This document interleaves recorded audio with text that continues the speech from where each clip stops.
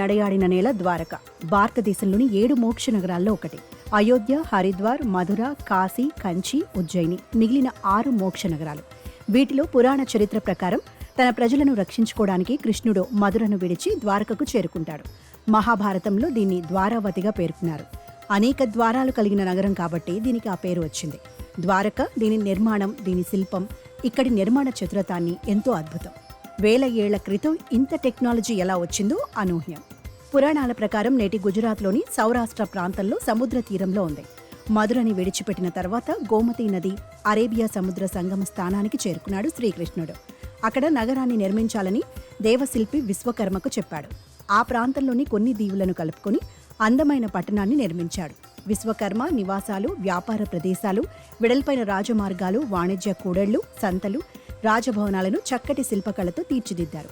ఆ నగరంలో అందమైన ఉద్యానవనాలు ఉండేవి. ప్రకృతి సోయగాల మధ్య కళకళలాడే ద్వారక స్వర్గాన్ని తలపించేదని అంటారు. అందులోని నిర్మాణాల కోసం పూర్తిగా బంగారాన్నే వాడారని చెబుతారు.